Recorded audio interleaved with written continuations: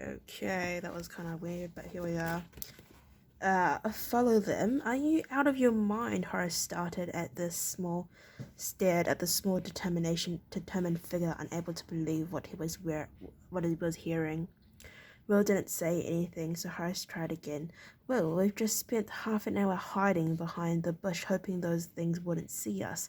Now you want us to follow them and give them another chance. Will glanced around to make sure that Evelyn was still out of earshot.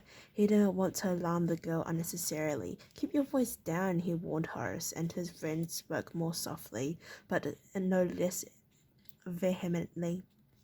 Why, he asked. What can we possibly gain by following them? Will shifted uneasily from one foot to another. Frankly, the idea of following the Wargles was already frightening him. He could feel his pulse rate was running higher than normal. They were terrifying creatures, and obviously totally devoid of any feelings of mercy or pity, as the fate of the prisoner had shown. Still, he could see that this was an opportunity that shouldn't be wasted. Look, he said quietly, Holt always told me that knowing why your enemy is doing something is just as important as knowing what he's doing. Sometimes more important, in fact. Horace shook his head stubbornly. I don't get it, he said. To him, this idea of Will's was a crazy, irresponsible, and terrifyingly dangerous impulse. To be truthful, Will wasn't absolutely sure that he was right either, but Gillen's parting words about not showing uncertainty rang in his mind in his ears, and his instincts, honed by Holt's training, told him this was an opportunity he shouldn't miss. We know that the Wargles are capturing Celtic miners and carrying them off, he said, and we know Mortag doesn't do anything without a reason. This might be a chance to find out what he's up to. Horace shrugged. He wants slaves, he said, and Will shook his head quickly. But why, and why only miners? Evelyn said they were only interested in the miners. Why? Can't you see, he added to the bigger boy, this could be important. Holt says that wars often turn on the smallest pieces of information.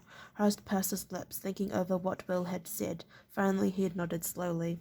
Okay, he agreed. I guess you may be right. Horace wasn't a fast thinker or an original one, but he was methodical and, in his own way, logical. Will had instinctively seen the necessity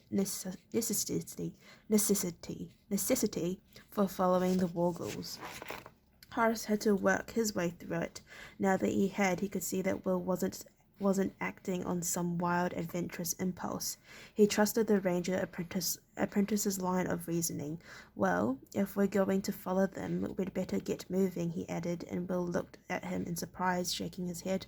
We, he said. Who said anything about we? I plan to follow them alone. Your job is to get Evelyn back safely. Says who? Asked the bigger boy with some belligerence.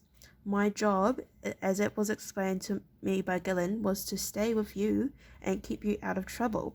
Well, I'm changing your orders, Will told him, but this time Horace laughed. So who died and left you the boss? He scoffed. You can't change my orders. Gillen gave me those orders, and he outranks you. And what about the girl? Will challenged. For a moment, Horace was struck for an answer. We'll give her enough food and supplies and the pack horse, he said. She can make her own way back. That's very gallant of you, Will said sarcastically. Horace merely shook his head again, refusing to be baited into an argument on that score. You're the one who said this is so darn important, he replied. Well, I'm afraid I think you're right. So Evelyn will simply have to take her chances just like us. We're close to the border now anyway, and one more night with riding will see her out of Celtica. In truth, Horace didn't like. Why is it not focused? Yeah, there you go. In truth, Horace didn't like the thought of leaving Evelyn to her own devices. He'd grown genuinely fond of the girl. She was bright and amusing and good company. But his time in the battle school had given him a strong sense of duty, and personal feelings came second. Will tried one more time. I can move a lot faster without you, he pointed out. out, but Horace cut him off immediately. So what? We don't need speed for following the Wargles. We've got horses. We'll have no trouble keeping up with them, particularly as they have to drag those prisoners along. He found he was rather enjoying the expectations of arguing with experience of with no. Okay, he found he was rather enjoying the experience of arguing with Will and coming up with winning points. Maybe, he decided, spending time with rangers had done him more good than he'd realized. Besides, what if we find out something really important? And what if you want to keep following them and we still have to get a message back to the Baron? If there were two of us, we can split up. I can take a message back while you keep following the Wargles. We'll consider the idea. Horace had a point. He had to concede. It would make sense to have someone else along with him. Now that he thought about it. All right, he said finally, but we're going to have to tell Evelyn. Tell me what? The girl asked. Unnoticed by either of them, she had appeared to within a few meters of where they had been standing, arguing in lowered voices. The two boys looked guiltily at each other. Will had this idea, you see, Horace began, then stopped, looking at Will to see if his friend was going to continue, but as it turned out, there was no need. You're planning to follow the Wargles, the girl said flatly, and the two apprentices exchanged looks before Will answered. You were listening, he accused her. She shook her head. No, it's the obvious thing to do, isn't it? This is our chance to find out what they're up to and why they're kidnapping the miners. For the second time in a few minutes, Will found himself picking up on the use of the plural. Our chances, he asked her.